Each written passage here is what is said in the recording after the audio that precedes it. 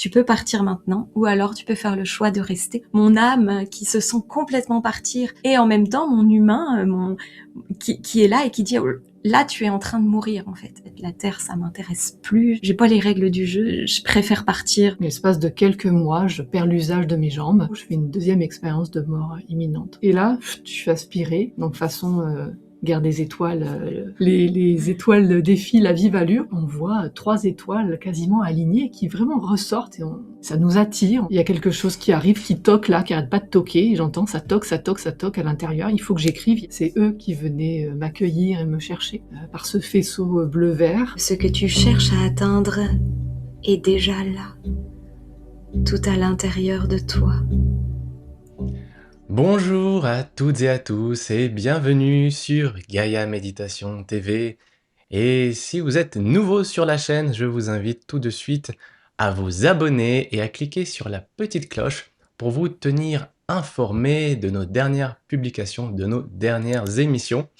Et aujourd'hui, je suis en compagnie d'un couple alchimique et aujourd'hui, j'accueille Sophie et Anne-Sophie de Les Hameçaux. Salut les filles. Salut Stéphane. Alors Sophie, c'est la brune. Anne-Sophie, c'est la blonde. Voilà. Alors je suis vraiment heureux de vous accueillir sur Gaïa Méditation TV. C'est la deuxième fois que j'ai l'honneur de faire un entretien avec vous, puisque la première fois c'était lors du sommet de la méditation qu'on avait organisé avec les frères il y a quelques mois de ça. Donc pour toutes les personnes qui ne vous connaissent pas, voilà, vous êtes cofondatrice de Les Hameçaux, enseignante spirituelle. Alors, ma première question, c'est qu'est-ce que c'est Les Hameçaux déjà? C'est une très bonne question, Stéphane. Voilà. Parce que les gens disent ah les hameçaux, la dernière fois qu'on s'était vus, hein, on avait rigolé sur ça. Toutes les personnes qui écorchent un petit peu le nom. Qui écorchent un peu, ouais. Qui disent les masmos, les mamos. Bref, les hameçaux, c'est comme les âmes sœurs, comme les âmes Sophie. Aussi, puisque on a fait la facilité en choisissant des prénoms quasiment similaires. Donc les hameçaux, c'est ça, c'est le nom qui est descendu vraiment comme ça à un moment donné où on a commencé à œuvrer toutes les deux ensemble. On s'est dit mais comment est-ce qu'on va s'appeler? Et en fait ce nom est descendu comme ça et on a trouvé que c'était très très chouette. Pour nous c'est très simple, les hameçaux, mais c'est pas toujours évident pour les personnes qui sont en face. Donc voilà, pensez aux âmes sœurs et voilà. Merci pour cette explication. Donc les hameçaux, les âmes sœurs, c'est facile à retenir au final. Donc les amis, hein, mettez-vous bien à l'aise hein, pour suivre cet entretien avec ces deux personnes, ces deux femmes magnifiques au parcours incroyable. Prenez les popcorn, je vous assure, elles ont plein d'histoires incroyables. La dernière fois justement quand on s'était vu au dîner, vous nous avez raconté d'autres histoires. C'est vrai qu'on avait parlé avant en ligne, après on s'était vu à un dîner avec les frères. On avait pu en savoir un petit peu plus sur vous et franchement c'est waouh, c'est incroyable votre parcours de vie. D'ailleurs, donc les deux, voilà, j'ai dit tout à l'heure enseignante spirituelle, canal médium, il y a aussi le côté chaman, le côté connexion au galactique. Et puis, donc voilà, vous avez évidemment vécu chacune de votre côté, vous n'êtes pas nés ensemble, même si la vie vous a réunis, mais vous avez des trajectoires un petit peu similaires avec des points pivots dans votre vie à différents âges. Et on remarque voilà, qu'à l'âge de 8 ans, 17 ans, 26 ans, 34, je sais plus. Enfin bon, c'est tous les 9 ans, il y a par période de 9 ans, on va dire, il y a eu un tournant, et vous, c'est ce qui vous réunit. Et puis à un moment donné, vous êtes vraiment réunis aussi physiquement pour créer ce projet Les Hameçaux. D'ailleurs, je l'ai dit tout à l'heure, un couple alchimique, on ressent vraiment, voilà, vous allez un petit peu plus les découvrir, ces deux personnes, mais c'est vrai qu'on peut le ressentir, le 1 + 1 = 3, cette synergie, et qui vous permet de créer un petit peu toutes ces choses, toutes ces belles choses. D'ailleurs, leshameçaux.com, il y a aussi les deux chaînes YouTube, hein. Une chaîne où vous partagez un petit peu tout ce qui est méditation, tout ce qui est soins, et puis la chaîne les voix de la conscience, hein, c'est ça, hein. C'est ça. Et puis là, il y a Instagram et tout un tas de choses vous proposez sur votre site internet. On peut voir aussi hein, toutes les formations que vous proposez ici et là. Et voilà, pas mal de projets, aussi auteur de livres, notamment Alliance et Connexion Galactique, dont on va parler aujourd'hui. C'est vraiment le thème du jour. Et puis aussi, je sais qu'il y a aussi un oracle. Voilà. Donc, comme je disais tout à l'heure, il y a une évolution un petit peu en miroir. Les deux, vous avez vécu le deuil, expérience de mort imminente, et puis en trame de fond, toute cette connexion subtile. Toi, Sophie, un peu plus connectée à la Terre, mais il y a quand même eu toujours ces expériences de voyage astro, sortie hors du corps. Euh, et puis toi, Anne-Sophie, bon, un petit peu plus la tête dans les étoiles, mais il y a eu aussi cette connexion au corps, hein, la danse qui te ramenait un petit peu dans le corps. Alors bon, je parle de façon globale, c'est vrai que le sujet du jour, c'est les connexions un petit peu galactiques, parce il y a eu un événement particulier en mai 2024, hein, on va y venir. Mais avant cela, évidemment, on va retracer un petit peu votre parcours. Donc, on va commencer un petit peu. Alors, deux personnes interviewées, c'est pas forcément évident de pouvoir voilà, retracer tout ça. Voilà, mais entre 0 et 8 ans, alors c'est quand même particulier pour toi, Sophie, tu te rappelles plus, ouais, tu te rappelles quasiment plus de rien. Est-ce que tu voudrais bien nous parler un petit peu de cet épisode? Tu te rappelles quasiment plus de rien, mais il y a quand même des choses particulières qui se sont passées. Est-ce que tu voudrais bien nous parler de ça? Oui, bien sûr, avec joie. En effet, de 0 à 8 ans, j'ai pas de souvenir de mon enfance, en fait. J'ai pas d'image, si ce n'est les nuits où je me rappelle que je sortais, je me vois sortir de mon corps. Donc, je suis vraiment allongée comme ça, à plat. Je me vois traverser les murs de l'appartement et sortir par un petit espace, une espèce de petit balcon qu'il y avait, et aller à, ça devait être à 100, 200 mètres de la maison à peu près, et aller vraiment dans un espace de verdure, en fait. Il y a de l'herbe, et je me rappelle, je sens cette sensation encore, tu vois, où mon corps vient juste frôler l'herbe humide, parce que c'était en Allemagne, donc il faisait froid la nuit, très clairement. Et j'ai cette sensation, et c'est super étrange, parce que j'ai l'impression d'être sortie de mon corps, et pourtant, j'ai la sensation, là, dans tout l'arrière, de sentir les gouttelettes d'eau sur l'herbe. Et en fait, mes visions s'arrêtaient là où je voyais juste un faisceau de lumière bleu-vert, on va dire turquoise, qui tombait sur moi, et pouf, c'était le lendemain matin, quoi. J'avais plus rien de ça. Sinon, j'ai juste des souvenirs de moments où j'ai frôlé la mort, où j'ai failli m'étouffer, où je suis tombée d'un arbre de très haut, où là, je vois les scènes, mais je les vois de l'extérieur. Donc, je vois mon corps tomber, je me vois en train de suffoquer, mais je suis pas dans mon corps. Et c'est les seuls souvenirs que j'ai de 0 à 8 ans, en fait. Donc, voilà, à 8 ans, ça a été le chambardement dans ma vie. Dans cette période de 0 à 8 ans, je suis diagnostiquée autiste aussi, avec des petits des tocs, on va dire, alimentaires, avec difficultés de communication, avec il y a plein de choses qui étaient là. Et à 8 ans, à partir de là, moi je dis toujours que ma vie a commencé à 8 ans, parce que j'ai rien, à part ces extraits-là, j'avais rien jusqu'à peu, parce que maintenant j'ai pu aller chercher un peu plus d'informations sur cette période-là. Mais en tout cas, pour moi, ma vie sur Terre, elle commence à 8 ans, au moment où sœur Marie-Madeleine pose sa main sur ma tête et dit « Mais cette petite, elle est comme les autres, on la prend avec nous ». Tout simplement parce qu'on avait conseillé à mes parents de me placer dans une structure spécialisée, parce que j'avais vraiment du mal à rentrer en communication. Et il se trouve que juste en face de l'endroit où on a déménagé, il y avait une école de bonnes sœurs, tenue par des religieuses. Et mes parents se sont dit non, on va la mettre plutôt là.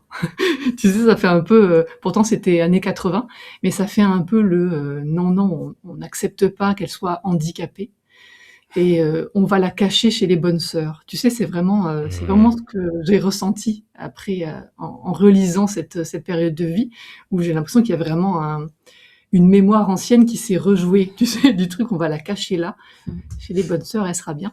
Et en fait, ma vie commence là, parce qu'à ce moment-là, j'ai tous mes souvenirs. Au moment où sœur Marie-Madeleine pose sa main sur ma tête, là, je me souviens de tout. Et bon, je saurai Tu te plus tard souviens que de c'est tout quand... Oui, pardon, redis-moi. Oui, je me souviens de tout à partir de là. Ouais. D'accord, oui, oui. Mais tu te rappelles Ouais. plus vraiment de ce qu'il y avait avant, sauf que tu as eu des indices, après, enfin, tu as eu de l'information après. D'ailleurs, je l'ai Mmh. pas dit, mais vous êtes aussi, enfin, vous pratiquez l'hypnose spirituelle notamment, hein, vous êtes formés à différentes choses, hein. D'ailleurs aussi toi, Sophie, tu es aussi, enfin, sophrologue. Ouais, ouais. Voilà, et c'est comme ça d'ailleurs que vous êtes rencontrés, on en parlera aussi peut-être, hein, aussi après. Donc voilà, toi, tu as vécu en Allemagne, hein, dans caserne militaire, hein, Sophie. Après donc à 8 ans, tu déménages en France. Tu vas donc dans cette, heu, voilà, tu vas être, entourée de bonnes sœurs et donc là, tu commences à évoluer et puis toi aussi, à l'âge de 8 ans, il y a quelque chose de particulier pour toi de ton côté, Anne-Sophie, puisque, ben, c'est le décès, voilà, de Mmh. ton papa. De mon papa. En effet, Oui. à 8 ans, il est décédé la veille, l'avant-veille de mes 8 ans.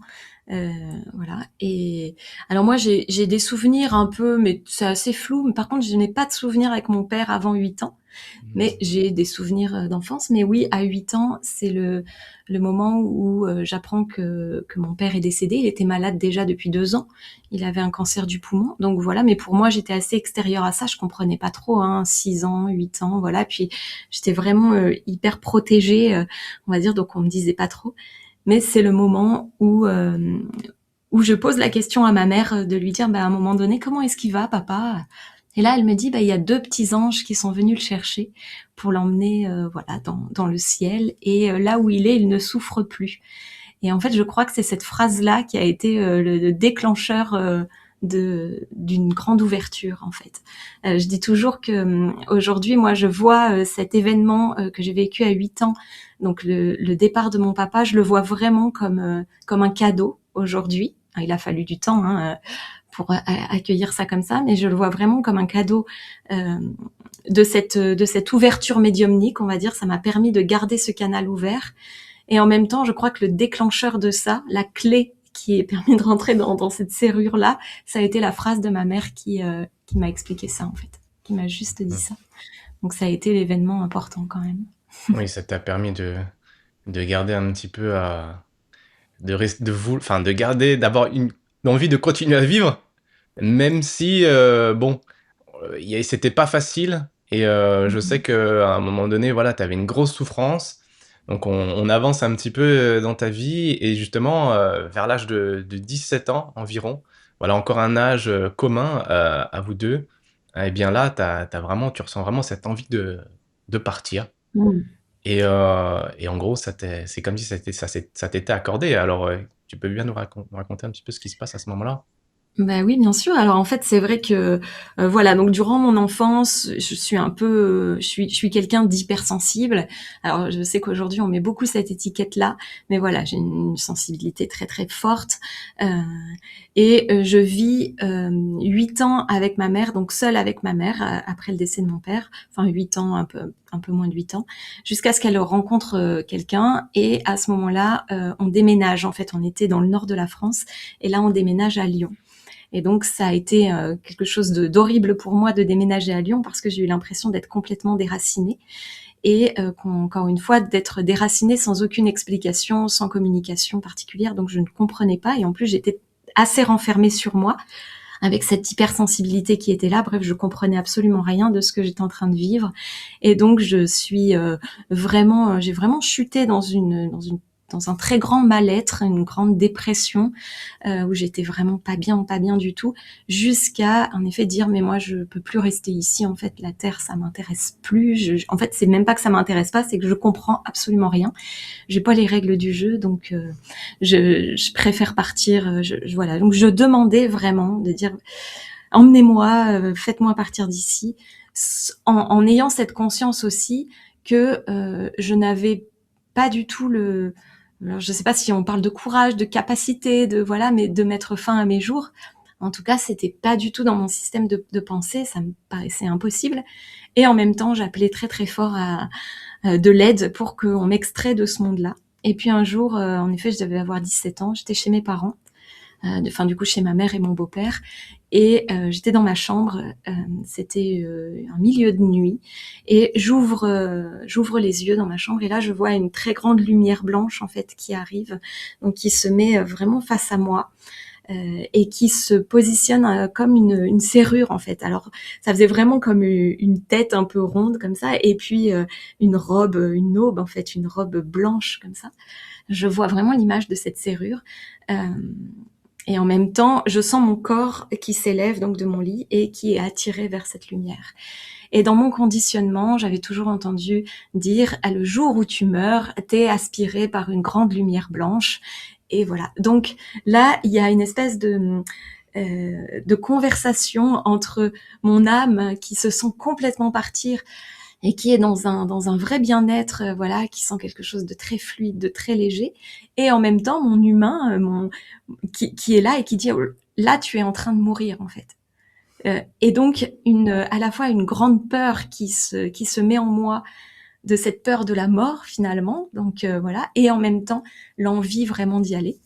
Et là j'entends, alors j'entends pas avec des mots comme là on communique, mais dans la vibration. Et après je le traduis de cette manière-là, mais dans la vibration, j'entends vraiment le message de dire eh bien voilà, presque ton vœu peut être exaucé là maintenant. Tu demandes de partir, tu peux choisir de partir là maintenant tout de suite, et c'est complètement ok. Voilà, il y a aucun jugement derrière, il n'y a pas de culpabilité, rien du tout. Tu peux partir maintenant, ou alors tu peux faire le choix de rester et de vivre vraiment ta vie, de vivre ton incarnation. Et je me souviens qu'à ce moment-là, il n'y a pas du tout le mental qui intervient, mais il y a mon corps qui réagit. Je me mets à serrer les draps de mon lit. En fait, je serre à ce moment-là en disant non mais je ne veux pas partir. En fait, je ne veux pas partir. Et là, je reviens et je réouvre les yeux. Enfin, la sensation de réouvrir les yeux une deuxième fois, c'était très étrange. Et je me retrouve dans ma chambre, tout noir, plus la lumière et tout ça. Et je dis toujours que alors j'ai mis un peu de temps à parler d'EMI, expérience de mort imminente. Je savais pas trop comment on pouvait nommer ça. Pour moi, j'avais vu un ange, voilà, j'avais rencontré mon ange gardien. À l'époque, c'est comme ça que j'appelais. Et en fait, aujourd'hui, j'appelle ça vraiment une expérience de choix, parce que le choix m'a vraiment été donné à ce moment-là, de dire mais en fait à tout moment tu peux partir, à tout moment tu peux rester, mais c'est vraiment un choix que tu vas faire en conscience.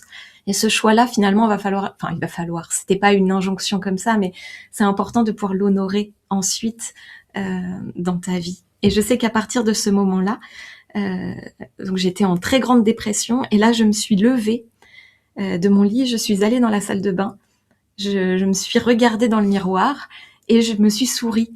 Et c'était un sourire complètement forcé, c'est-à-dire que c'était pas évident pour moi de sourire, mais j'ai senti que c'était important de le faire. J'ai souri, je me suis vue en train de sourire, et en fait ça a débloqué quelque chose. C'est-à-dire que la dépression n'est pas partie comme ça le lendemain, j'étais ouais super, tout va.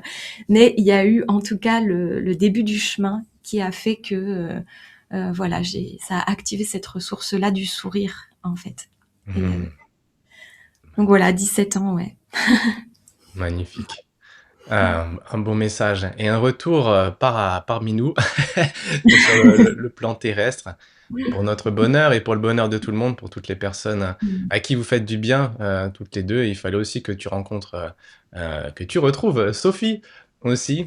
Et alors, Sophie, 17 ans aussi, il y a aussi un événement. Donc, c'est vrai que, comme on disait, il y a eu entre 0 et 8 ans pas mal d'expériences particulières. Tu t'es rappelé après, hein, mais il y a eu c'est sorti hors du corps. Après, ça s'est calmé un petit peu, mais 17 ans, il y a eu une réactivation où là, ça s'est intensifié parce qu'il y a eu le décès de ton oncle, hein, c'est ça, hein? Ouais, c'est ça. C'était mon oncle et c'était vraiment je dis toujours, c'est un peu mon papa spirituel. C'est-à-dire qu'il était avant-gardiste, hein, il avait un centre de ressourcement, bien-être, on apprenait à être sourcier, il était deuxième dan d'aïkido, voilà, il avait un magasin bio, donc voilà, il était vraiment avant-gardiste. Et donc c'était en 97.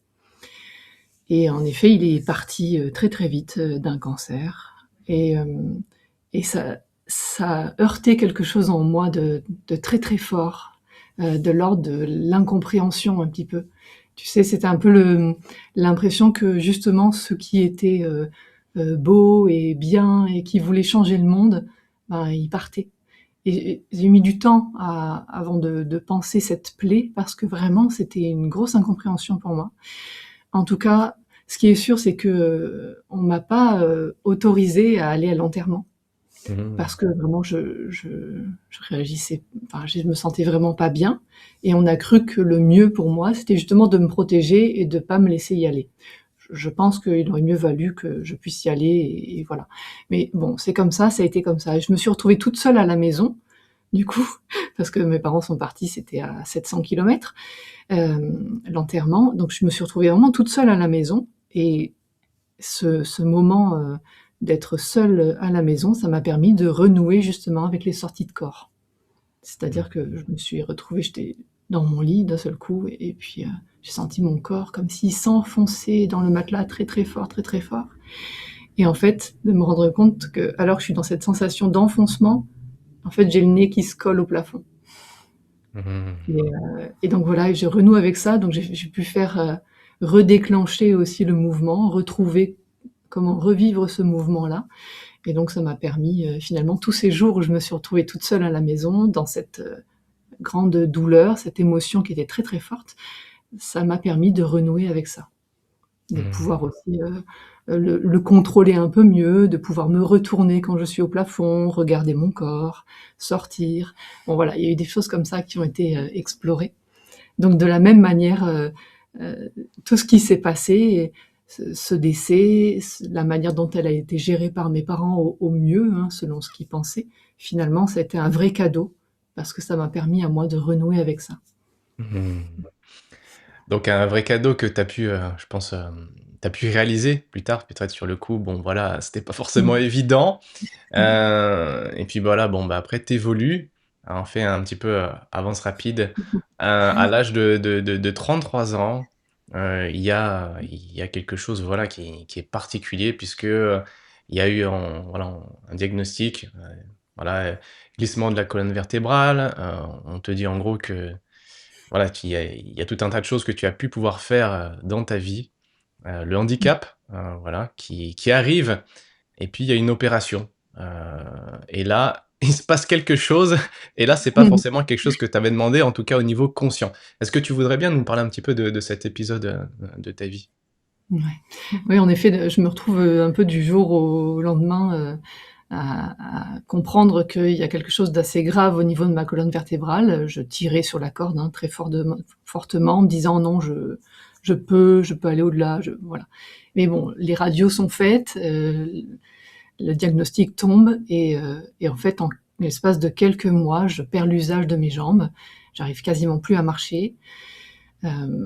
J'essaie de trouver un neurochirurgien qui veut bien intervenir, et j'essuie beaucoup de refus, malheureusement.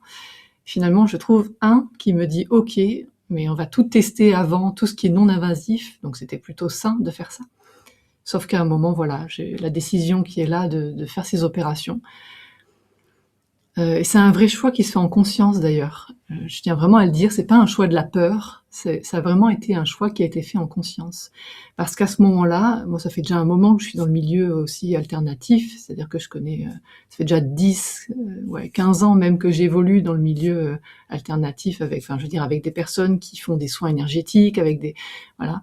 Et notamment un magnétiseur qui m'a initiée à la radiesthésie, voilà, et qui me dit très clairement: mais tu sais, on pourrait s'occuper de ça sans opération. Mais vraiment, et en effet, plein de gens autour de moi qui sont dans ces domaines me disent: en effet, on peut vraiment mettre en place quelque chose de très fort autour de toi, et à plusieurs s'occuper de ça. Sauf que j'entends vraiment une voix à l'intérieur de moi qui dit: je sais pas pourquoi, mais j'ai besoin de vivre ça. J'ai besoin de vivre ces opérations. Donc c'est un vrai, vrai choix. Et en fait, pendant ces opérations, alors ça a été long, hein, ça a été 9 mois d'hospitalisation pour que je retrouve la marche. Bon voilà, il y a eu plein de choses. Donc il y a une première opération, et en effet, dans la première opération, je fais une première expérience de mort imminente ou provisoire. Voilà. Puis 2 mois plus tard, on doit me réopérer parce que ça n'a pas marché, que j'ai plus mes jambes, et voilà. Donc on fait une deuxième opération, et à nouveau, je fais une deuxième expérience de mort imminente, provisoire. Donc finalement, la lecture, il m'a fallu des années, bien sûr. La lecture sur ce qui se passe, elle met du temps, hein, voir les cadeaux, voir les pourquoi j'ai dit ça, pourquoi j'ai dit non, mais je dois vivre cette expérience-là de me faire opérer et d'être hospitalisée. Voilà, je les ai compris beaucoup plus tard, mais ça a été en effet de vivre ces expériences et de pouvoir reconnecter à pas mal de choses, d'avoir des compréhensions. Et comme je dis toujours, ça a été dans les expériences elles-mêmes, ça a été comme plein de graines qui ont été déposées. C'est-à-dire que je ne suis pas revenue avec toutes les informations des expériences de mort imminente. Par contre, elles ont éclos un peu plus tard, en fait, Ouais. en se rattachant à chaque fois à ce moment-là et en pouvant, avec la pelote qui se déroule un petit peu plus, en fait. C'était vraiment ça. Mais voilà, au fur et à mesure, tu as pu, comme tu l'as dit, comprendre ce qui s'était passé, et même comprendre même ce qui s'était passé entre 0 et 8 ans et pourquoi tu te rappelles plus de certaines choses. Mais là, quand tu sors de ton corps, hein, pendant cette expérience de mort imminente, enfin la première et peut-être aussi la deuxième, de l'autre côté, tu rencontres des êtres. Mm. Et là, t'as une compréhension de diverses choses. Est-ce que tu voudrais bien nous en parler? Ouais. Pendant la première opération, comme tu sais, comme on en avait parlé, Ouais. j'étais opérée, donc on m'a ouvert sur le dos, une vingtaine de centimètres dans le dos, donc j'étais allongée sur le ventre. Et donc, pour cette première sortie, je suis sortie par en dessous de la table. Mmh. Et voilà. Et ce qui m'a beaucoup amusée, je me rappelle de ce moment où j'ai trouvé ça amusant, en fait, de me retrouver sous la table, de glisser sous la table et de voir les pieds qui s'agitaient. Et notamment, ça m'a toujours marqué, ces pieds qui sont chaussés en mode militaire, avec des crocs camouflage, avec même un pantalon camouflage que je vois passer. Et ça m'amuse beaucoup. Et je me dis, tiens, c'est marrant le clin d'œil, parce que je suis d'une famille de militaires. Donc voilà. Et puis, hop, une porte s'ouvre, enfin une fenêtre s'ouvre d'un seul coup sur l'espace. Et là, je suis aspirée. Donc façon guerre des étoiles. D'ailleurs, la version Star Wars, les étoiles défilent à vive allure. Puis d'un seul coup, ça s'arrête de manière très très souple. Ça aussi, ça m'a beaucoup marqué. Parce qu'on a l'impression que vu que ça va à la vitesse de la lumière, quand ça s'arrête, c'est une destruction des cellules presque. Il y a quelque chose qui... Et sauf que ça fait vraiment un vous comme ça. Et donc là, je m'arrête. Et dans cet espace-là, commence à se former plein de couleurs. Et comme je dis toujours, c'est des couleurs un peu pastel, des couleurs qui chantent d'ailleurs. J'ai l'impression de les entendre chanter. Et c'est des couleurs qu'on ne retrouve pas sur Terre. Et dans ces couleurs-là apparaissent deux formes lumineuses. Et puis je commence un peu à les distinguer, mais en même temps je vois que c'est potentiellement des formes humanoïdes, mais je sais pas trop. Et j'entends qu'ils s'adressent à moi. Je vois pas de lèvres bouger, rien, mais juste j'entends la vibration de ce qu'ils transmettent. Et en fait, quand je reviens, moi, de cette expérience, je reviens juste avec ça, avec une impression d'avoir reçu plein de choses, et pourtant de pas savoir exactement quoi. Et c'est là que je parle des graines qui ont été plantées, en fait, de toutes ces graines qui ont été plantées et qui vont germer dans un temps juste, en fait, ici sur Terre. Parce qu'il y a cette compréhension d'un non-temps, finalement, dans des espaces dimensionnels supérieurs. Donc ça se joue pas, finalement, pour eux. Par contre, ici sur Terre, il y a cette notion de temps. Notre dimension, pour l'instant, elle est vraiment rythmée par le temps. Et donc, il y a quelque chose pour l'humain, pour mon humain incarné, qui va avoir besoin de goûter à ces graines qui poussent plus tard. Et donc ça, c'est vraiment chouette parce que j'ai pas d'attente, en fait. Je me dis pas, ah non, je sais pas. Je sais qu'il y a une justesse, un temps parfait, un timing divin par rapport à ça. Mmh. Oui, il y a, comme tu dis, ouais, des petites graines ici et là, et comme si on te réactivait en fait une forme de mémoire, hein, au fur et à mesure de ta vie. Et d'ailleurs, c'est par la suite, hein, que tu as pu comprendre à travers bah, les hypnoses. Et tu m'avais dit aussi les séances de flottaison, où tu as pu avoir et réaliser, on va dire, un petit peu plus ce qui s'était passé entre 0 et 8 ans. Mais avant, voilà, de reparler de ça, évidemment, donc là, tu nous as dit le handicap, l'opération, expérience de mort imminente. Donc, deuxième opération, deuxième expérience de mort imminente, tu reviens, donc tu te dis, bon, tu as envie de faire une réorientation professionnelle, et tu te dis, ouais, je vais devenir ergothérapeute. D'ailleurs, tu vas nous dire ce que c'est que l'ergothérapie. Mais donc, dans le cadre de voilà, de cette réorientation professionnelle, tu as aussi envie de t'intéresser à d'autres approches, notamment la sophrologie. Et comme de par hasard, ah bah, la personne qui est à côté de toi, elle est sophrologue. Mais Dis donc. alors raconte-nous un petit peu cet épisode, parce que finalement, c'est finalement, entre guillemets, grâce à ça aussi, hein, on voit bien qu'il y a, il y a une ligne directrice, mais tu es mené à aller rencontrer Sophie. Oui, en effet, après cette période d'hospitalisation, alors je travaille déjà dans le milieu de la santé depuis 10-15 ans, mais je sens qu'il y a quelque chose de plus à faire, en fait. Je cherche toujours le un peu plus, sauf que le un peu plus, en fait, il sera pas dans le milieu de la santé, il me faudra tout ce temps pour le comprendre. Et donc, dans ce un peu plus, je me dis, bah tiens, je vais devenir ergothérapeute, puisque maintenant, je connais le handicap dans mon corps, et peut-être je suis bien placée pour accompagner le handicap. Voilà. Donc, ergothérapeute, c'est le thérapeute, en fait, c'est de la thérapie par l'occupation. Dans les milieux, enfin, dans le côté anglo-saxon, c'est occupational therapist. Et donc, c'est vraiment ça, c'est trouver ce qui est signifiant pour la personne, pour lui permettre de remettre en mouvement le corps. Parfois, c'est un peu, on va dire que c'est les kinés du membre supérieur. Ça peut aussi, on est plus spécialisé sur le membre supérieur par rapport au kiné. Voilà. Mais après, ça va un peu de tout, hein. C'est vraiment de l'appareillage, d'aménager la maison par rapport au handicap, le lieu de travail, voilà, c'est un peu tout ça. En tout cas, voilà, je reprends mes études et c'est un peu quelque chose que j'avais laissé de côté parce que je m'y étais intéressée pendant que j'étais à l'hôpital et puis finalement, l'hospitalisation est prolongée de 6 mois. Donc même si j'étais reçue dans différentes écoles, bah, je laisse tomber cette perspective en me disant je sais même pas si je pourrais marcher, si ce sera possible, enfin bon voilà. Sauf que une école m'appelle, celle de Lyon, elle me rappelle en me disant oui, si vous voulez, votre place elle est toujours disponible pour la prochaine session. Et je me dis bah mince, alors que j'avais un peu laissé ça de côté, je me dis quand même ça me rappelle, ça vient à moi. Et du coup, je me dis bon bah c'est sûrement là que je dois aller, alors que c'était pas mon premier choix, Lyon. Je visais plutôt des petites villes pour être honnête. Et puis je me suis dit bon, s'il m'appelle, c'est que c'est là. Et donc je déménage à Lyon et je fais donc ces 3 années, c'est un diplôme d'État en 3 ans à l'université de médecine. Et en fait, en 3e année, on doit faire un mémoire. Et je me dis, ça y est, maintenant je suis assez grande, parce que je disais toujours ça faisait 15 ans que je disais quand je serai grande, je mettrai en pratique tout ce que j'ai appris de l'ordre des approches alternatives, tu vois, c'est quand je serai grande. Et voilà, et là, j'ai 35 ans, même plus, ouais, si, un peu plus. Et je me dis, ok, c'est le moment de lier les deux, de lier tout le domaine de la santé qui me nourrit autant d'un point de vue professionnel, et tout l'aspect d'un point de vue personnel que j'aime tant, où je me suis formée à plein de choses, au Reiki, voilà, bon, plein de méthodes énergétiques, des approches, des massages, des choses comme ça. Et je me dis, ben voilà, je vais mêler dans mon mémoire, je vais mêler ces 2 approches qui nourrissent ma vie.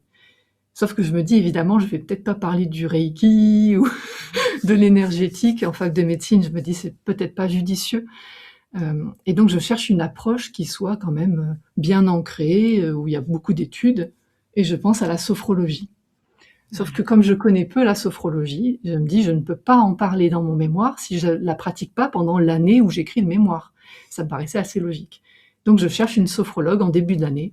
Et voilà comment le 11 septembre 2017, je me retrouve dans un cours collectif avec une magnifique sophrologue. Eh ben alors, qu'est-ce qui se passe? Tu es en cours collectif avec une magnifique sophrologue, Anne-Sophie, voilà, donc toi, Anne-Sophie, de ton côté d'ailleurs, enfin, t'étais en couple, hein, c'est ça? Ouais, alors moi j'étais en plein chamboulement, en pleine reconversion. En fait, Mmh. quand on s'est rencontrés avec Sophie, je venais à peine d'avoir mon diplôme de sophrologue. Mmh. C'est une reconversion. Auparavant, j'étais dans le milieu de la sécurité sociale. Donc Mmh. voilà, j'ai suivi toute une lignée transgénérationnelle puisque ça date de mon père, ma mère, mon frère, bref, toute la famille était à la sécurité sociale. Moi, après des études en art du spectacle, on m'a dit mais non, il faut que tu aies un vrai travail, donc va à la sécurité sociale. Je suis allée à la sécurité sociale et puis bon, burn-out et tout ça, ce qui fait que j'en suis sortie. Et donc, je me suis reconvertie pour devenir sophrologue.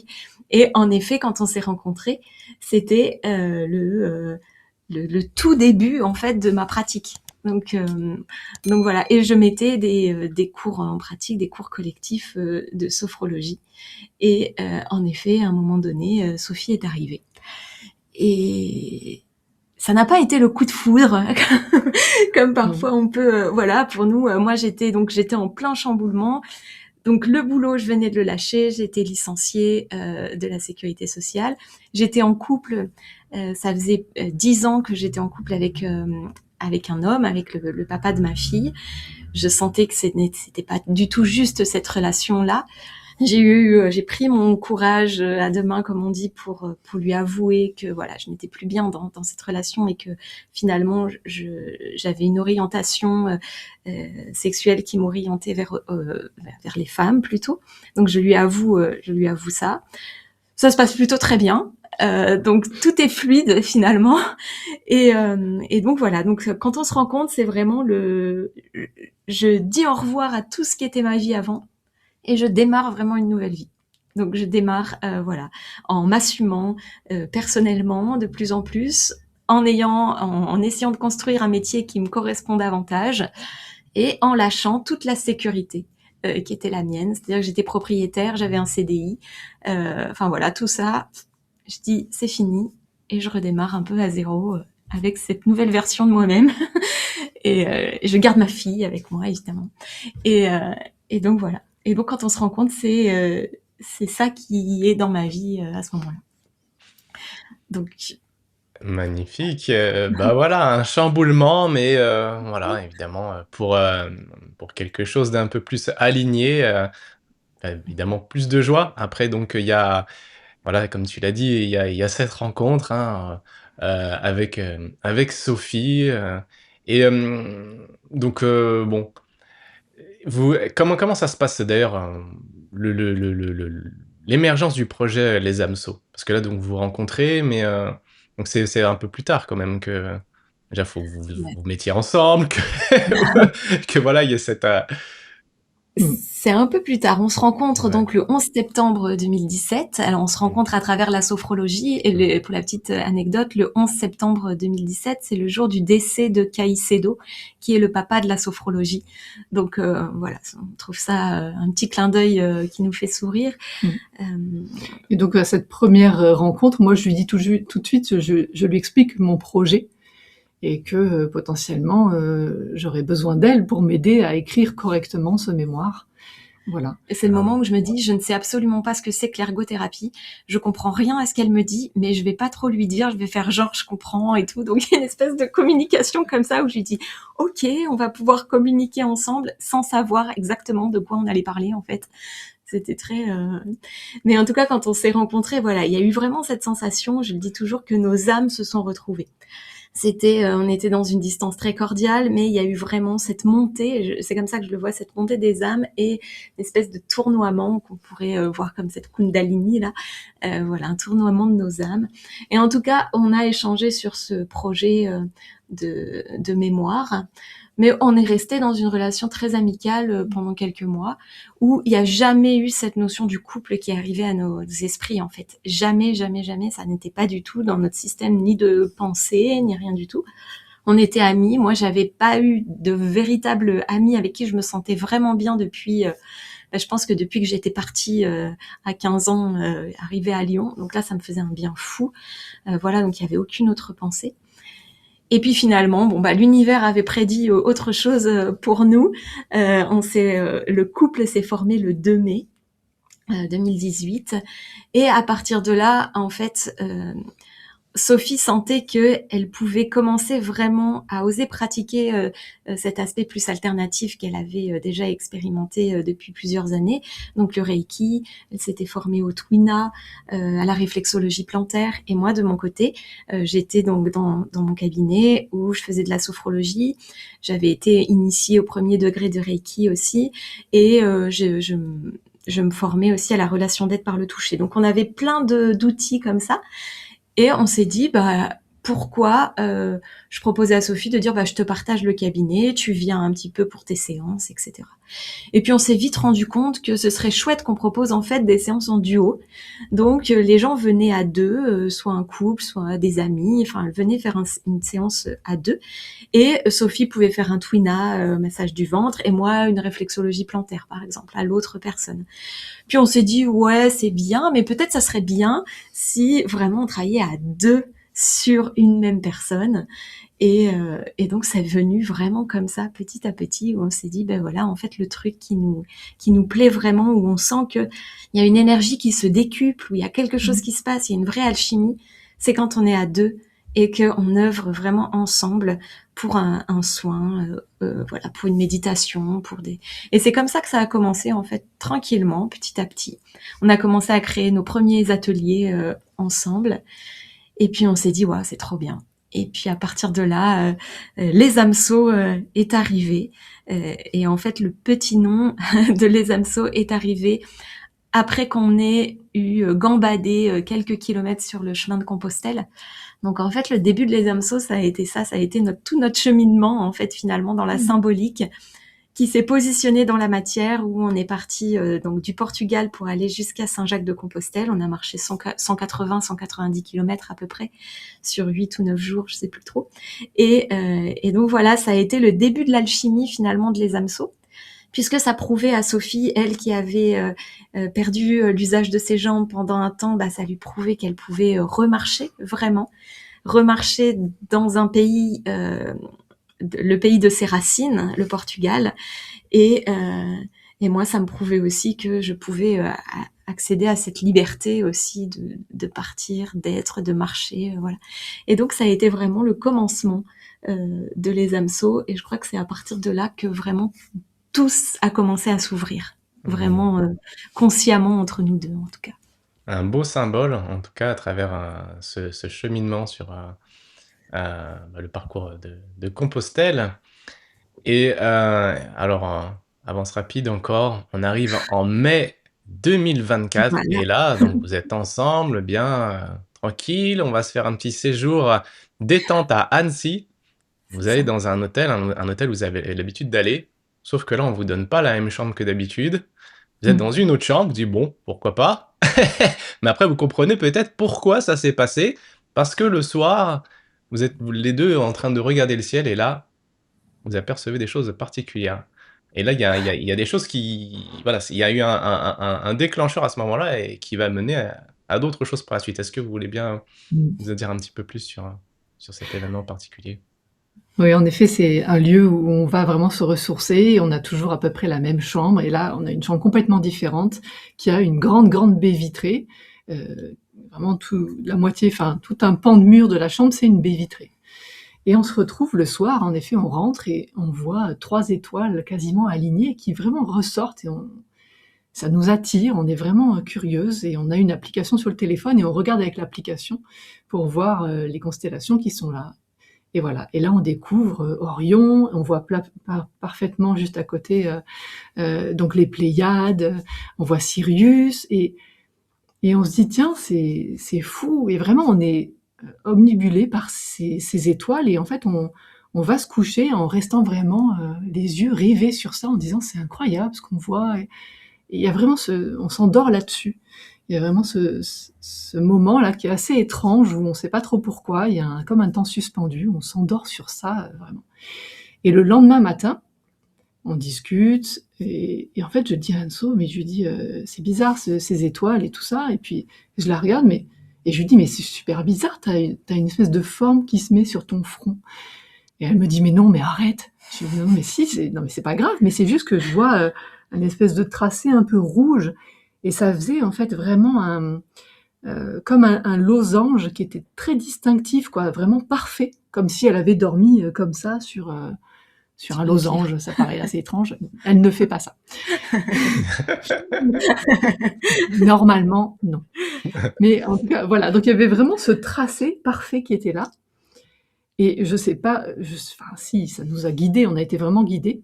Je commence à regarder un petit peu ce que c'est, ces tracés et tout. Et en fait, on comprend que, alors on va pas le voir, je pense, mais en fait, ça faisait vraiment le tracé, tu sais, le losange comme ça qui est prolongé. Alors ça me faisait, moi, penser à une rune, la rune de Odin, notamment.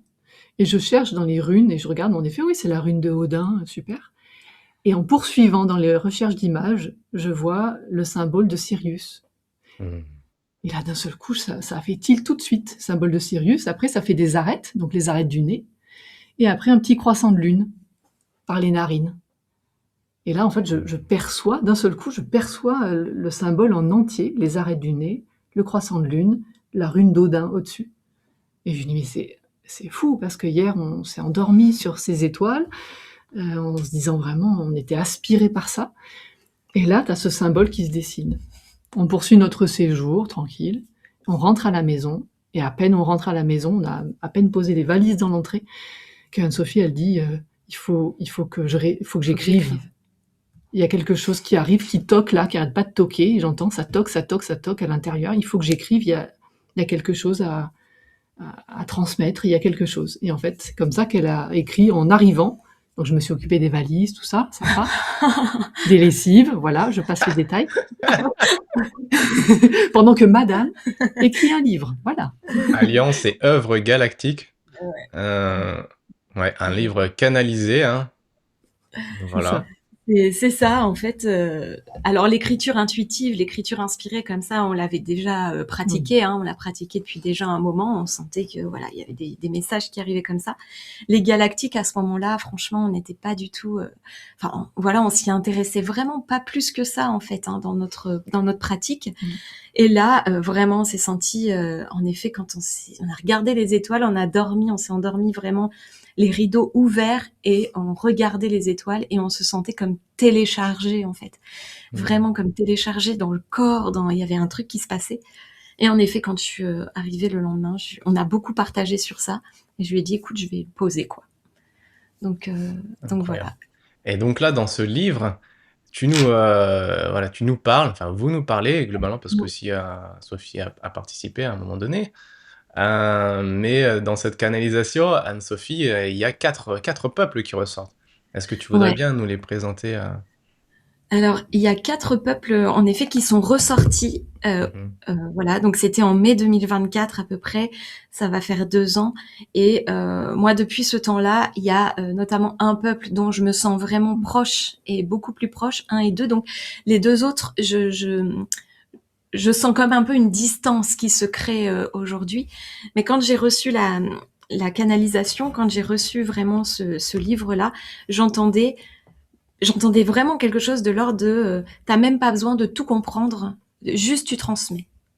Donc il y avait vraiment quelque chose comme ça, de l'ordre de tu transmets, parce que on parlait des graines tout à l'heure, parce que c'est une graine qui germera au moment où elle doit germer. Mais voilà, il n'y a pas besoin de tout comprendre. Après, dans le livre, il y a des noms qui ressortent. C'est-à-dire que moi, j'ai traduit les vibrations par des noms. Donc souvent, on me dit, oui, mais est-ce que ces noms-là, on les retrouve quand on fait des recherches ou quoi?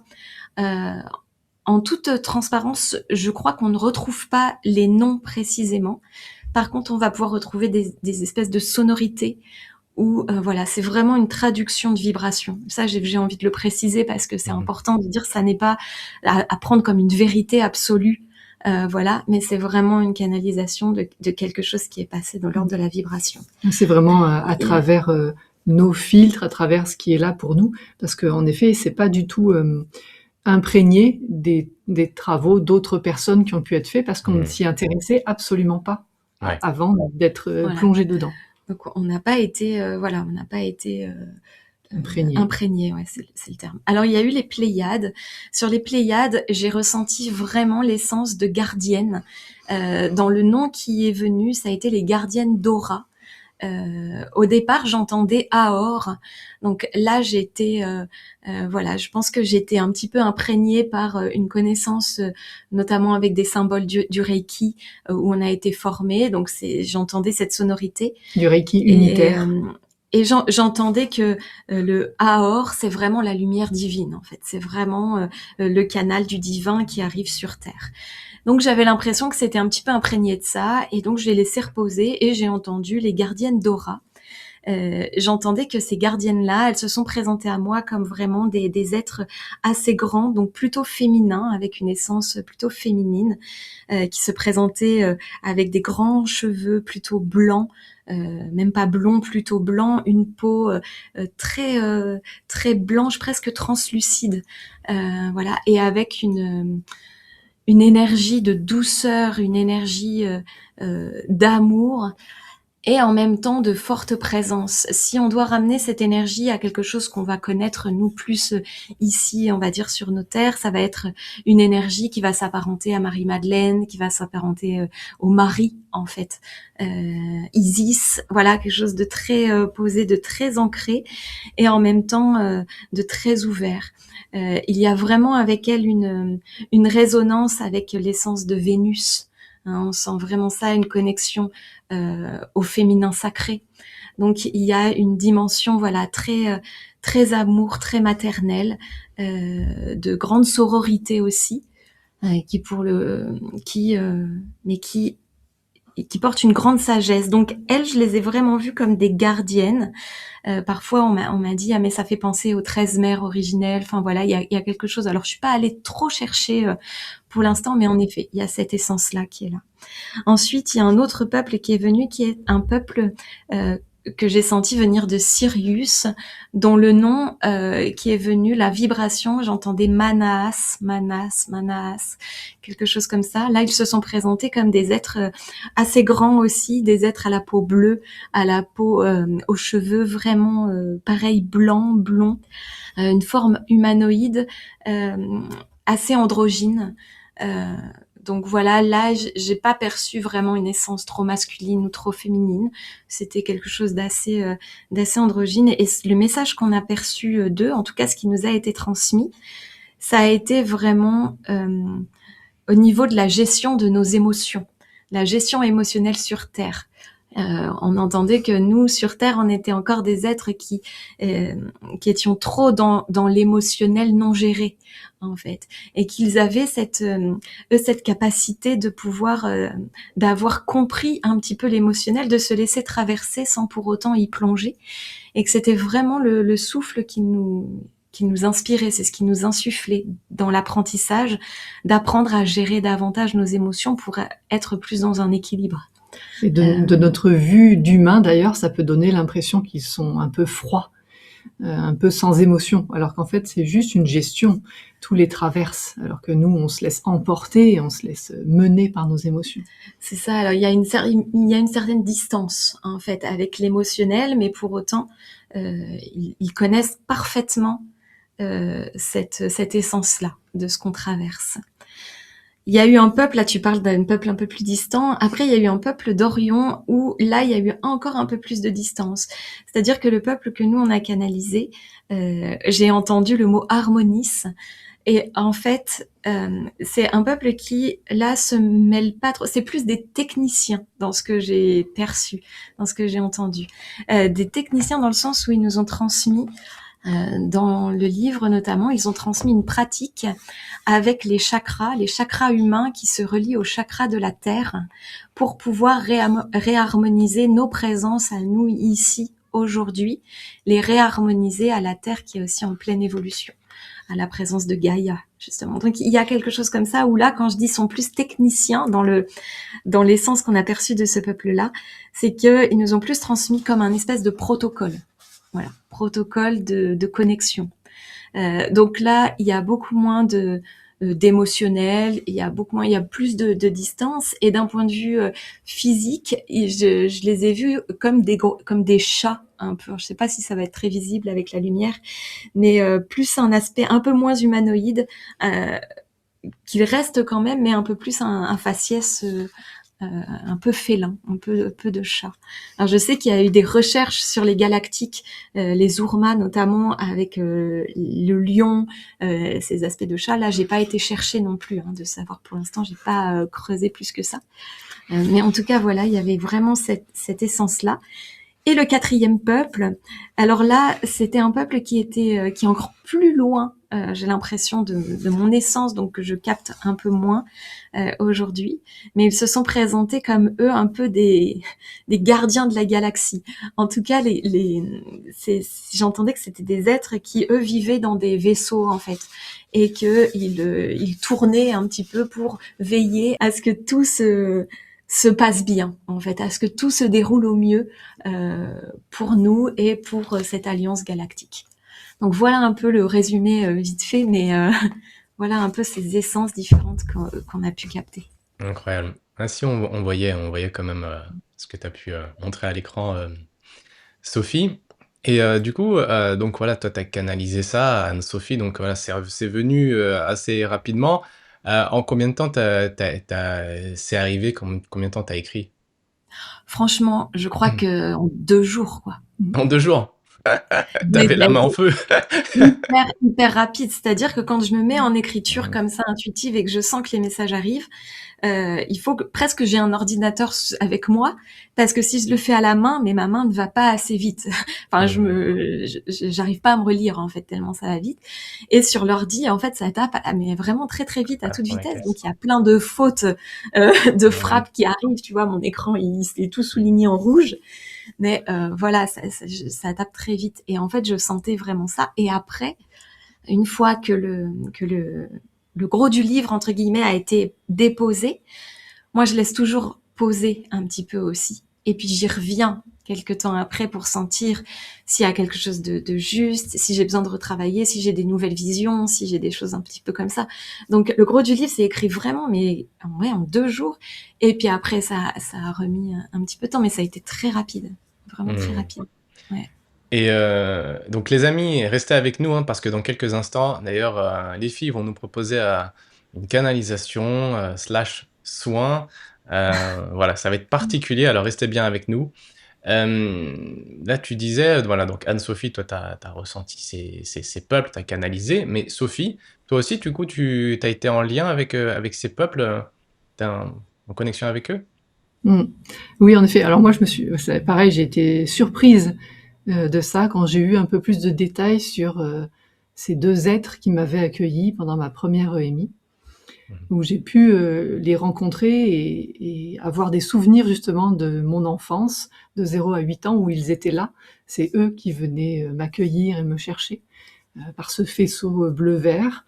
Voilà, donc j'ai découvert 2 êtres, en tout cas il y en a 2 qui sont chers à mon cœur et je suis toujours émue d'en parler. Voilà, donc c'est Dalrian et Tamrion.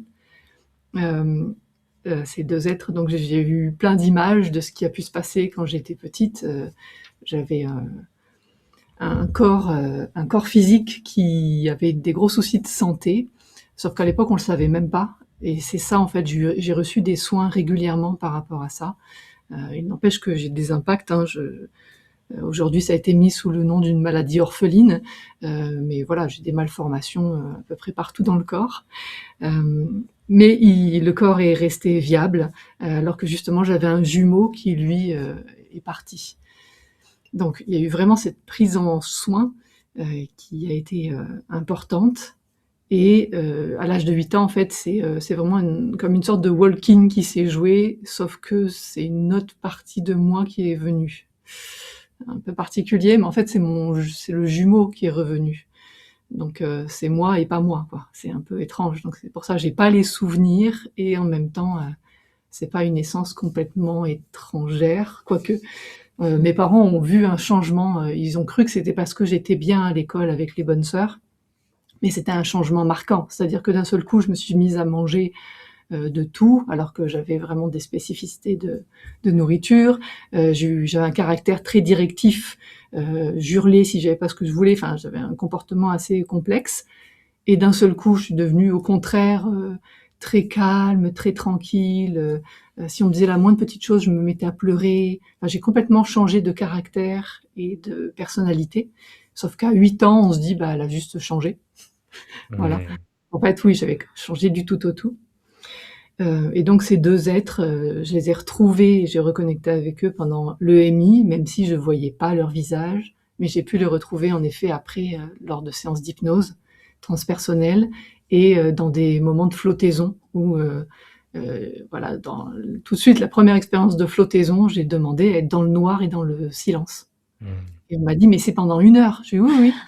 Là, j'entends, ça doit être comme ça, quoi. Pourtant, j'ai peur de l'eau, j'ai peur du noir. Donc ils sont marrants, hein, là-haut. Si, si, vas-y, ça va être bien. Et en fait, oui, c'est incroyable. J'ai pleuré toutes les larmes de mon corps pendant 1 heure, parce que pendant 1 heure, j'ai été en contact avec eux, où ils m'ont expliqué tout ce qui s'était passé dans mon enfance, où ils m'ont expliqué le EMI, où ils m'ont expliqué qu'en effet, les petites graines allaient pousser au fur et à mesure. Voilà, donc je les ai retrouvés. Et puis, ce qui est un peu fou, c'est que dans la connexion qu'on a avec Anne-Sophie, ce qu'elle a canalisé des êtres qui sont là, et notamment des 2 types d'êtres dont elle est le plus proche, c'est justement les origines des 2 êtres qui m'accompagnent en permanence. Voilà, C'est un peu fou, quoi. ceci C'était un explique peu cela. Voilà. ouais. Oui, donc pour ceux qui ne savent pas, parce qu'on a parlé de flottaison, c'est des sortes comment dire? De bulles. Enfin, on est dans une sorte je sais pas comment on appelle ça, Une Ouais, une bizarre, cabine. une bulle, une masse. ouais, voilà, et en fait, on flotte, voilà, on est sur le dos et c'est relaxant, et puis voilà, on va rentrer dans un état de Mmh. conscience modifié, hein, forcément. Puis, bah, toi, tu Mmh. as vécu quelque chose de particulier, une expérience assez mystique. Donc tu as reconnecté avec ces 2 êtres. Donc tu nous as parlé aussi de walk-in. Alors pour toutes les personnes qui ne savent pas ce que c'est, est-ce que tu voudrais bien nous expliquer un petit peu plus, voilà, ce qu'on entend par walk-in? Et donc aussi, tu as dit aussi qu'il y avait, tu avais un jumeau. Donc lui, il est pas né, il est mort, dans le ventre de ta mère. Mmh. Toi, tu le savais pas forcément, mais évidemment à la Mmh. naissance, ça crée un déséquilibre, il y a quelque chose, hein. Souvent quand ça arrive, les personnes, voilà, qui évoluent, dans l'enfance sans cet autre, bah, ce frère ou cette sœur, eh bien il y a une forme de souffrance, hein, qui est non dite. Mais toi, tu as compris après, ce qui s'était passé, tu as eu cette connexion avec ce jumeau qui est revenu, et toi tu l ton toi est parti. Enfin voilà. Est-ce que tu voudrais bien nous l'expliquer, un petit peu mieux, ce walking? Alors walk, c'est marcher, un in, hein, ça veut dire qu'il y a eu Ouais. une nouvelle, entre guillemets, «habitation». Voilà, je te laisse, nous Ouais, expliquer un c'est petit peu ça. plus. De manière très simple, les Ouais. walk-in, en fait, c'est quand, il y a, une âme qui est là dans le corps physique et qui, pour plein de raisons, doit partir, veut partir. Parce que parfois aussi, c'est vraiment des choix, qui sont établis avant, en fait, de dire: «Moi, je vais faire tant de temps sur terre, j'ai juste besoin de revivre de 0 à 8 ans», par exemple. C'était vraiment signifiant pour moi de faire ça. Et donc une autre âme vient à ce moment-là, et donc il y a un échange d'âmes. Donc c'est vraiment ça, de manière très simple, finalement. Ce qui fait que c'est souvent marqué, en effet, par des... Alors ça peut être à des moments d'accident, des choses comme ça, assez graves, où le walk-in peut se faire, mais pas forcément. Ça peut être aussi quelque chose de très simple, et moi, très clairement, c'est le moment où sœur Marie-Madeleine pose sa main sur ma tête. Donc ça a été ce moment-là, Ah et, ouais, et incroyable. ça crée des changements. Souvent, il y a un gros changement de personnalité, un petit peu comme si une Mmh. autre personne arrivait, mais c'est un peu le cas. Et c'est aussi avec un être qui arrive sans avoir la mémoire, le souvenir de ce qui s'est passé avant. Donc ça peut créer aussi quelque chose d'assez inconfortable pour l'entourage. Sauf que moi, comme j'étais diagnostiquée autiste au préalable et que j'avais une communication très limitée, ils se sont juste dit: ah ben c'est chouette, maintenant elle reparle. Bah, elle est très timide, elle reste dans son coin, mais bon, elle parle. Voilà, je pense que ça a été perçu comme ça. Ah ouais, ah, c'est incroyable. Et puis symboliquement, la main de Marie-Madeleine, enfin de cette sœur Marie-Madeleine, mais il y a aussi l'énergie, on pourrait dire presque, de Marie-Madeleine, c'est fort. Un petit peu ce côté, féminin sacré qui est caché et qui vient quelque part mettre sa Et main, puis, sur ta tête.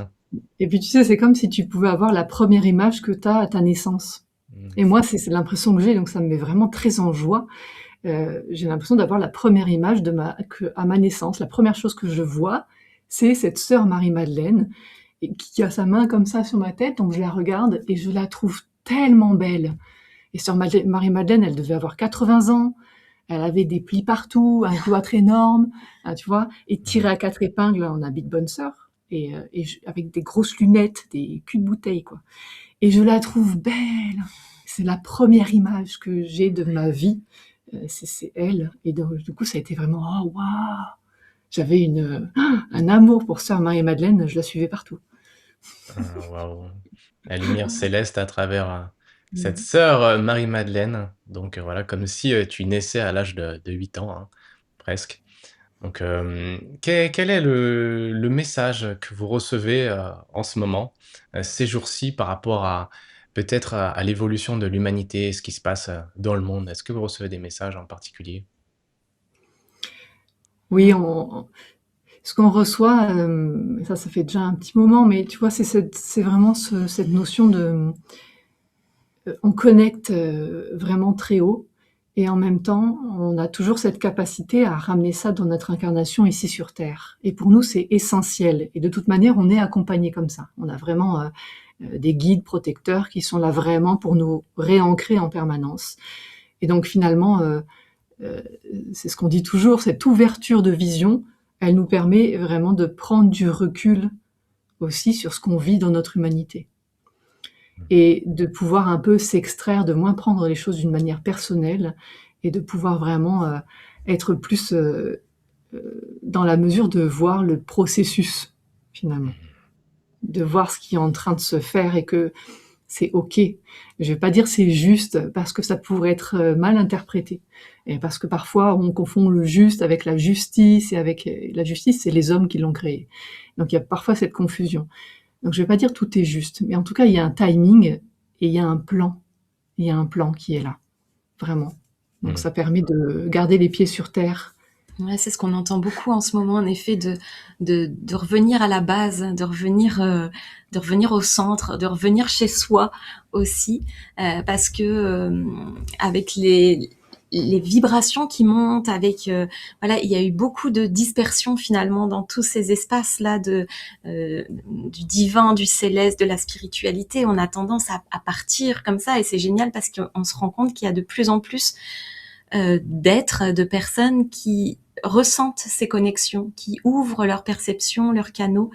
Et donc ça, c'est un message qu'on entend nous beaucoup aussi pour nous, mais aussi du coup d'un point de vue collectif, c'est de dire voilà, super, vous pouvez goûter à tout ça, mais pour autant, c'est vraiment ici que vous êtes venu vivre en fait votre vie d'humain, et tout ce qui est là-haut, c'est pas fait pour vous perdre, mais au contraire, c'est fait pour venir nourrir vos racines en fait ici dans la terre.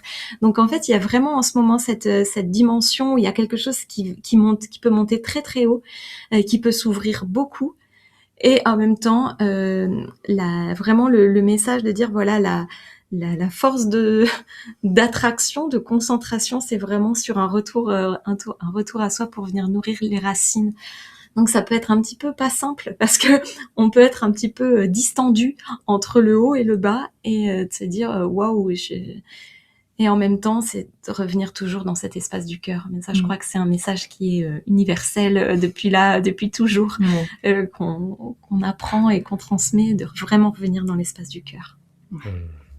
Puis veiller Et à je pas être dépendant, en fait, aussi.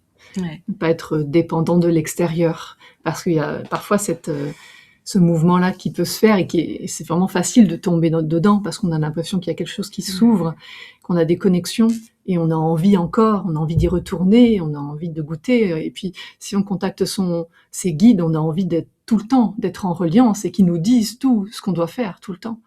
Sauf qu'en fait, l'incarnation sur Terre, c'est pas celle-là. Et que les guides ramènent toujours à non, là, tu vas te débrouiller tout seul, en fait. Et avec beaucoup d'amour, mais vraiment, et c'est important de le comprendre. C'est important qu'on vive notre vie d'humain, tout simplement parce qu'on est des enfants.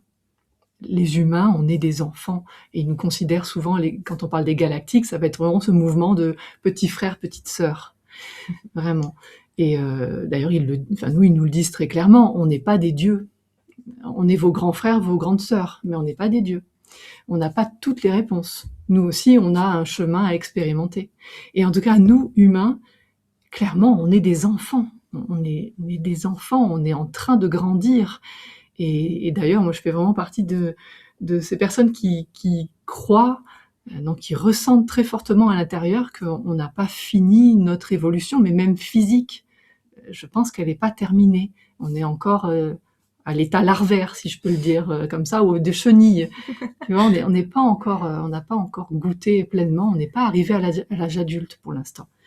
Comme les salamandres ou les axolotes, tu vois, qui grandissent d'un seul coup quand elles sont à la lumière. Nous, c'est un petit peu ça. Pour l'instant, on n'est pas à la lumière.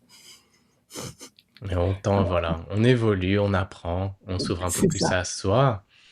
Et donc, bah, merci pour tous ces partages, les filles. Aujourd'hui, peut-être maintenant, vous allez nous proposer un autre genre de partage, comme on l'a annoncé un petit peu plus tôt, une canalisation. Est-ce que vous voudrez bien nous en dire un petit peu plus, nous introduire un petit peu ce qui va se passer maintenant? Alors là, par rapport à tout ça, et depuis qu'on parle tout à l'heure, moi je sens que voilà, il y a plein de choses qui se passent. Tu vois, j'ai la chair de poule, et des moments où je sens les énergies qui sont là. Là, l'idée c'est vraiment aux personnes donc qui nous écoutent de pouvoir se poser en fait confortablement là, de pouvoir prendre un petit temps. Ça va pas durer 10 ans, mais vraiment voilà un tout petit temps. Et l'idée c'est que on se laisse vraiment inspirer en fait, voilà par ce qui est là. D'accueillir un message ou peut-être plusieurs messages, soit d'un peuple qu'on a évoqué, ou soit parfois il parle aussi en collectif. Donc l'idée c'est pas de faire intervenir le mental en disant voilà c'est tel être ou tel guide ou quoi qui va parler ou qui va amener un message ou un soin ou quoi que ce soit, mais c'est plus de se laisser vraiment traverser par l'énergie en fait. Et et souvent, quand on est dans ces espaces de canalisation, il peut y avoir des mots donc tout à fait compréhensibles par notre esprit humain et ici français de parler comme ça. Mais il peut y avoir aussi du langage de lumière et du chant, ça peut arriver. Euh, le langage de lumière, vraiment, c'est pas aller interpréter avec le mental encore une fois, mais vraiment juste se laisser traverser. Et puis voir le corps, observer peut-être le corps. Voilà, juste ça. Donc un petit temps de bulle pour finalement permettre d'intégrer aussi tout ce qui a été partagé de l'ordre de l'énergie en tout cas. Mais merci. Je vous laisse, voilà, débuter quand vous le souhaitez, quand c'est bon pour vous. Ok. Bah voilà, vraiment ce qu'on va vous inviter à faire, c'est plutôt à ne rien faire justement. C'est à vous permettre de vous installer dans un confort qui est le plus juste pour vous là maintenant, et puis à tout moment vous pouvez bouger. Et puis je vais juste vous inviter à fermer les yeux. La fermeture des yeux, ça permet toujours de couper un peu le contact avec l'agitation extérieure et de revenir un peu plus au monde intérieur. Et dans ce monde intérieur, il y a un mouvement qui est très intéressant. C'est le mouvement de la vie. Et ce mouvement de la vie, il se perçoit par la respiration. Alors tout simplement, quand vous fermez vos yeux, eh bien vous pouvez vous mettre en reliance, en relation, en lien avec votre respiration, votre souffle. Et à chacune des expirations, c'est un peu comme si le corps physique se déposait. Et souvent, quand le corps physique se relâche, quand le corps physique se dépose, eh bien la conscience, elle s'ouvre.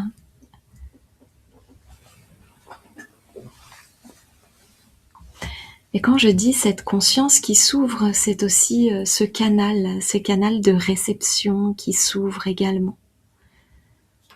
Alors dans cet instant, dans ce moment, vous n'avez rien à chercher, rien à réussir, rien à trouver. Juste être là et vous permettre d'accueillir votre présence.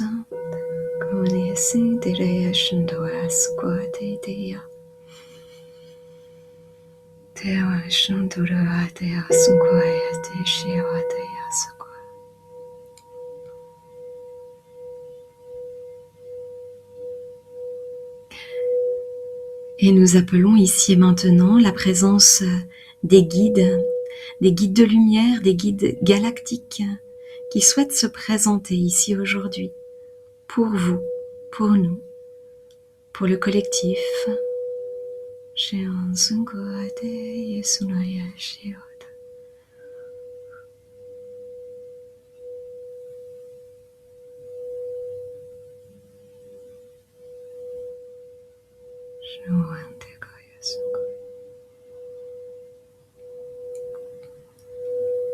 Et nous entendons ici et maintenant qu'il nous partage à quel point le silence est aussi important, à quel point le silence est précieux, et qu'aujourd'hui dans ce monde où tout va vite, on oublie parfois d'accueillir le silence.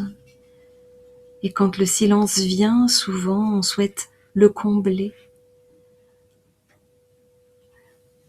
Alors que dans le silence se trouve une vibration d'amour, des mots dont on n'a pas besoin d'entendre la signification, des mots que le cœur perçoit, des chants plus que des mots. Et j'entends le premier message ici que nous souhaitons vous transmettre, c'est vraiment celui du silence. Le silence, c'est aussi accepter de ralentir. Et c'est vraiment une œuvre importante ici et maintenant pour l'évolution de tous, d'accueillir le ralenti.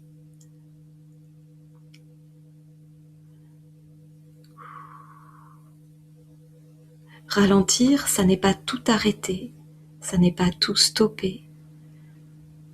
Ralentir, c'est observer, écouter les pas.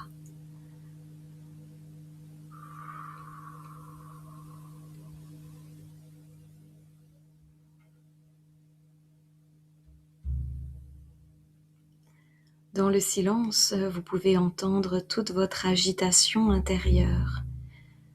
Et il est important aujourd'hui que vous n'ayez plus peur de cette agitation intérieure.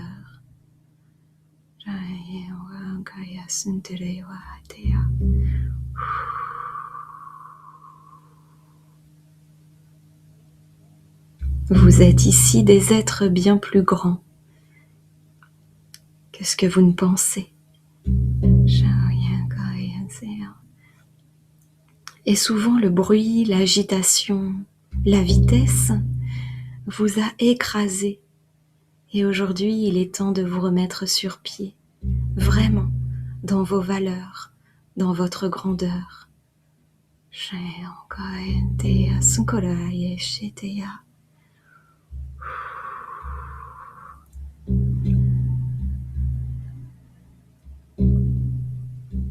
Entends que ce que tu cherches à atteindre est déjà là, tout à l'intérieur de toi. Et en faisant taire l'agitation, en la faisant taire, en la rendant à la terre, alors tu peux oser regarder le trésor que tu portes en toi. Le trésor, le très or.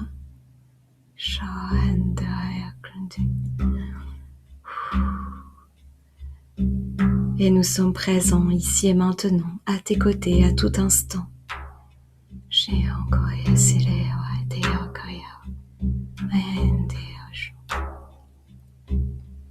Accueille nos vibrations et accueille notre silence. Car c'est dans le silence que nous dansons, que nous soufflons, que nous agissons et que nous sommes là.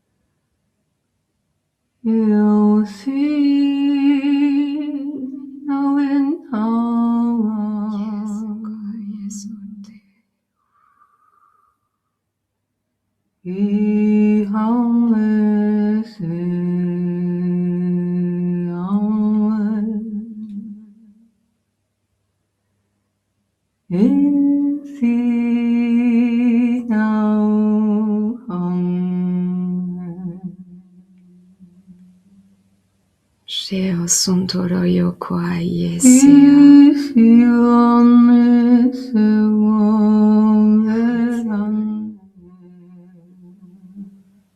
Yeo Mewa Yesuata Yahweh.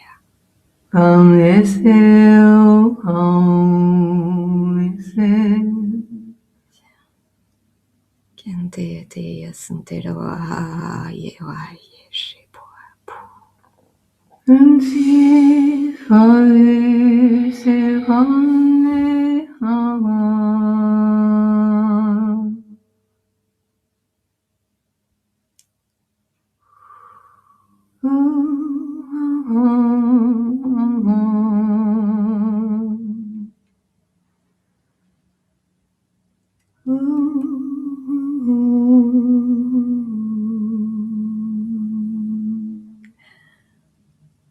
Et le silence commence par écouter ton souffle, par te laisser bercer par la respiration. Déjà comme si tu flottais à l'intérieur de toi. Tu n'as pas besoin de chercher trop loin pour nous retrouver. Nous sommes ici, maintenant, présents. Te asunke te sheo sunko apu.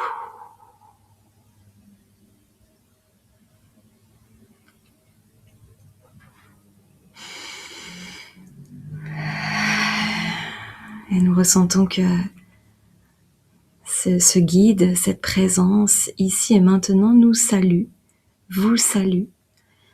Il dépose une main sur l'espace du cœur.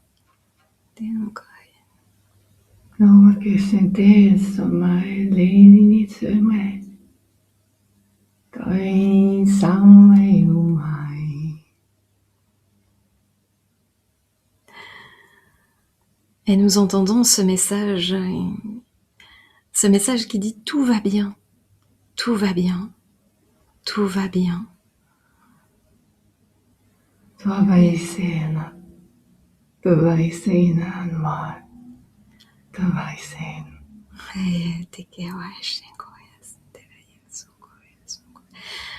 je vous propose de simplement laisser descendre ces énergies dans l'espace de votre cœur.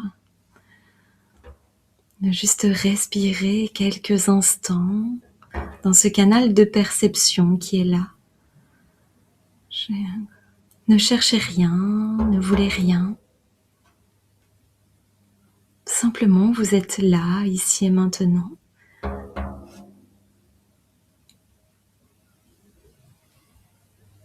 Voilà, on nous montre une très belle énergie de lumière. On nous montre aussi des sourires.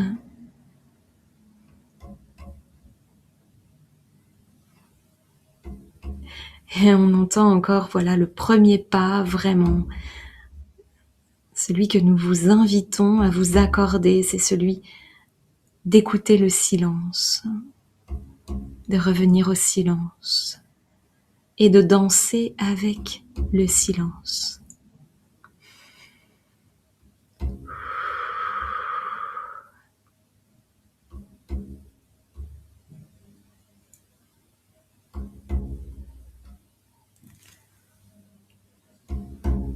Voilà, on remercie infiniment la présence de ce guide qui pose ici et maintenant aussi une grande vague de gratitude, une grande vague d'amour, de soutien. Et puis on vous invite à prendre une profonde respiration Une grande inspire, de lâcher sur l'expire pour revenir un peu plus dans l'espace du corps physique.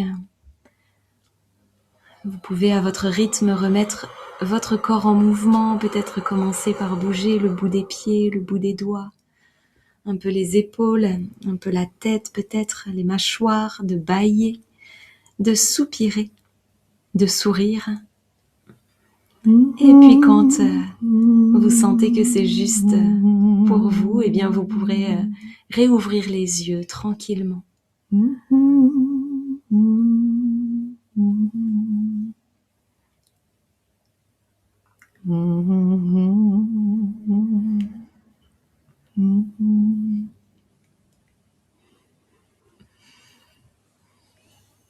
Merci beaucoup.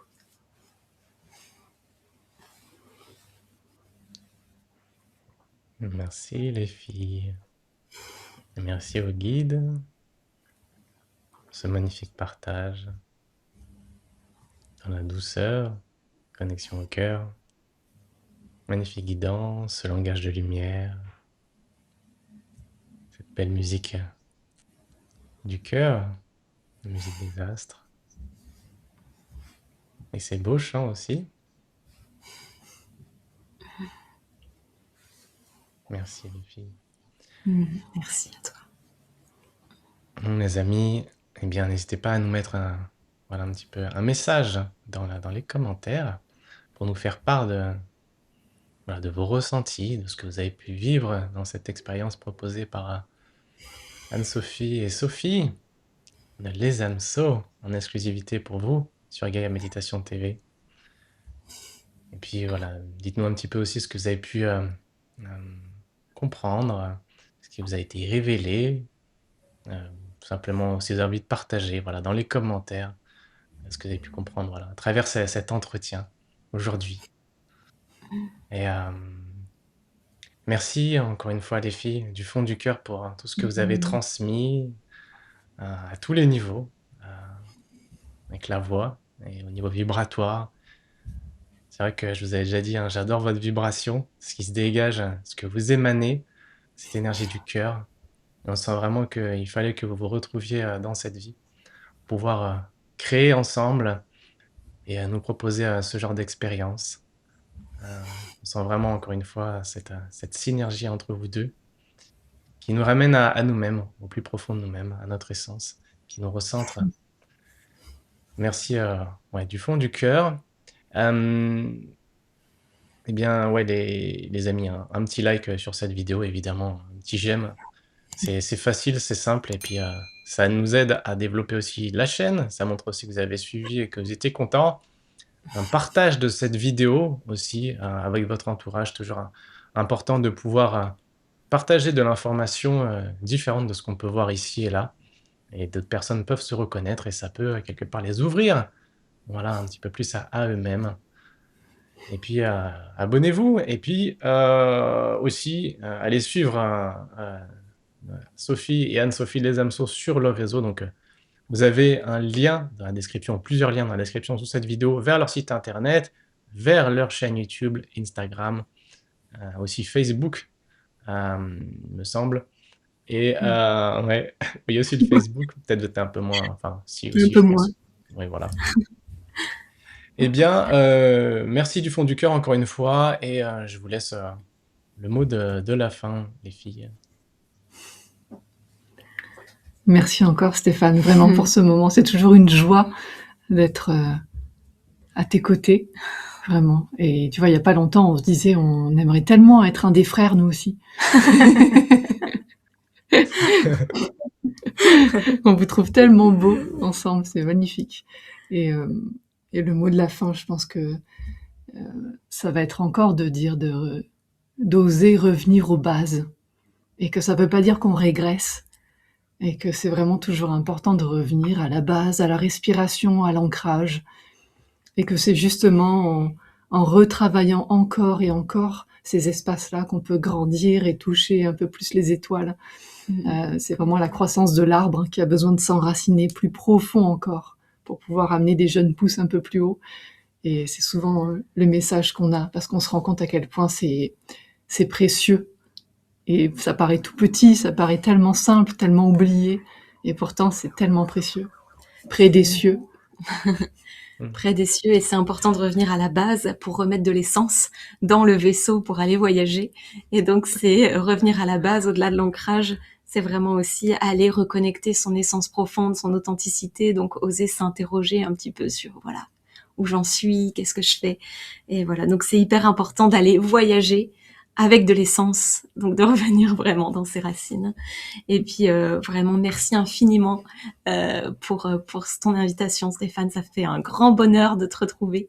Et voilà, merci à tous les auditeurs de Gaïa Méditation TV parce que c'est un vrai honneur qu'on a d'être là. Merci beaucoup. Un honneur pour moi aussi et un bonheur. Merci les filles.